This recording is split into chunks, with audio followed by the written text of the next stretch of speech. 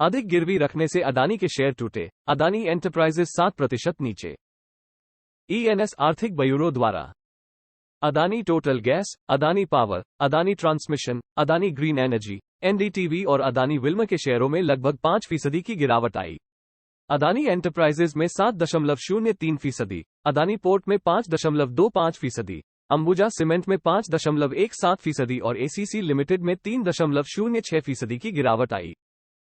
अदानी समूह की कंपनियों के शेयरों में सोमवार को 7% तक की गिरावट आई। इस रिपोर्ट के बाद की समूह की 3 कंपनियों ने स्टेट बैंक ऑफ इंडिया समूह की एक company SBI CAP trustee company को अतिरिक्त शेयर गिरवी रखे हैं। इंट्राडे ट्रेड के दौरान कंपनियों के शेयरों में 10% तक की गिरावट आई। Adani total gas, Adani power, Adani transmission, Adani green energy, NDTV और अदानी विल्म के शेयरों में लगभग 5% की गिरावट आई। अदानी एंटरप्राइजेज में 7.03%, अदानी पोर्ट में 5.25%, अंबुजा सीमेंट में 5.17% और एसीसी लिमिटेड में 3.06% की गिरावट आई। इस बीच 30 शेयरों वाला सेंसेक्स सोमवार को 0.41% या 250.86 अंक गिरकर 60,431.84 पर बंद हुआ और व्यापक एनएसई निफ्टी 0.48% या 85.6 अंक की गिरावट के साथ 17,770.9 पर बंद हुआ। फाइलिंग के अनुसार अदानी पोर्ट्स के 75 लाख से अधिक शेयर गिरवी रखे गए हैं, जो एसबीआई सीएपी के सभी शेयरों का कुल 1% है। अदानी ग्रीन के मामले में 60 लाख और शेयरों को गिरवी रखने से कुल 1.06% हो गया।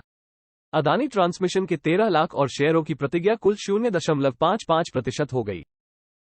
एसबीआई सीएपी ट्रस्टी अधिकारियों ने कहा कि अतिरिक्त गिरवी मौजूदा संपार्श्विक का टॉप अप है और कोई नया ऋण जारी नहीं किया गया था। SBI CAP trustee SBI capital markets की सहायक कंपनी है, जो एसबीआई की सहायक कंपनी है।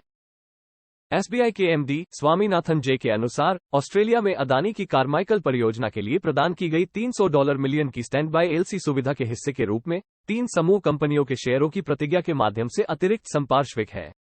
प्रत्येक माह के अंत में 140% की आवश्यक संपार्श्विक कवरेज की समीक्षा की जाती है और एमटीएम पर किसी भी कमी को पूरा किया जाना चाहिए। जून और जुलाई 2022 में एक टॉप अप किया गया है और तीसरा 31 जनवरी 2023 को समीक्षा के बाद 8 फरवरी 2023 को किया गया था। एसबीआई कैप ट्रस्टी कंपनी को सेबी के साथ फाइल करने की आवश्यकता होती है और हर बार गिरवी रखे गए शेयरों की संख्या में बदलाव होने पर अनुपालन करना होता है।